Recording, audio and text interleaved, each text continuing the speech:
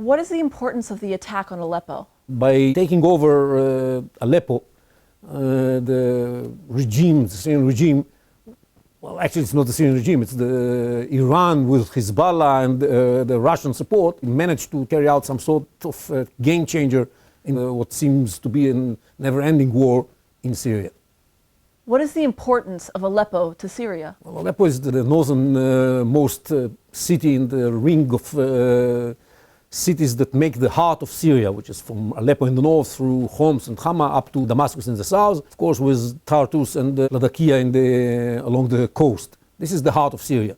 The importance of these events in Aleppo is that the Assad forces, with all those who back them, are able to prove to themselves that they can decide a battle. This is something that they haven't done for a long time. This, of course, will empower them and embolden them in their efforts to take back other parts of Syria, probably first of all the area of Idlib. In this respect, as I said, this is a game changer in the war. That said, it's still not over. It's far from being over, but I think that we have to put it also in context.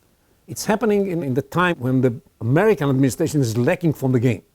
And what we're seeing now is an effort by the Iranians and the Russians to shape Syria before Trump administration comes in.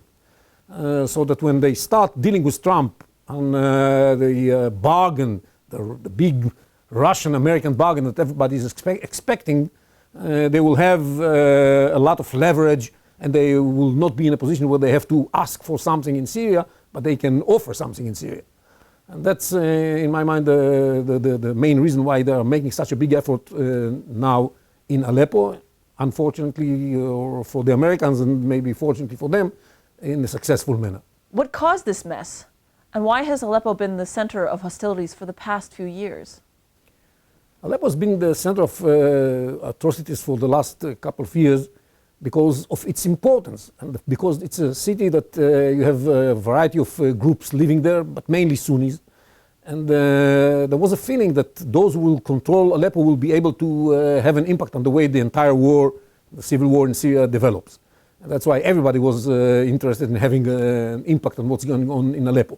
We have to remember in this respect that Aleppo is also relatively close to the Turkish border, and all the logistics for the rebels were coming from the border, and that's why the rebels were able to hold their positions over there for such a long time. That was made this battle about Aleppo so critical for the war in Syria. Having said that, in the first year of the war, Aleppo was outside of the war, and the war was being fought mainly in rural areas and in the area of Idlib and in the area of Dara in the south.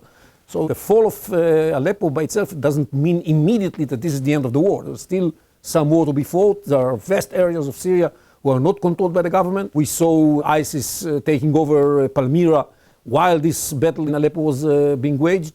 So it's still too early to say that this is the end of the war, but it's definitely a sign that an end may take place soon. Who are the combatants on each side? Oh, of course, the combatants from the Syrian regime side is not necessarily the Syrian regime.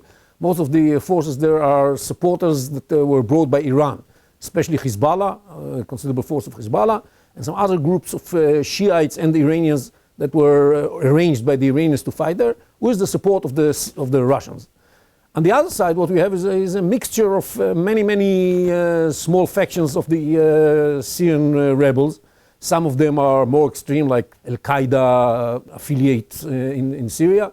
Some of them are a little bit less extreme, groups that are affiliated with Muslim Brotherhood, groups that are affiliated with Saudi Arabia and Qatar. That's a mess of groups that operate there. They used to have some sort of joint operation room that coordinated between those groups, but it wasn't effective enough. And since the supporters of Assad were able to close most of the routes that lead to Aleppo from Turkey, the ability of the rebels to withhold their positions came to the point where they had to give up on more and more land and more and more territory. And that's the story of Aleppo these days. What happened this week? Step by step, more and more neighborhoods of eastern Aleppo fell into the hands of the Assad regime. And what we see, it's really terrible massacres of innocent people. This has characterized the activity of the regime and its supporters throughout the war. And you see it even more so in these last few days in Aleppo, those areas taken over by the regime.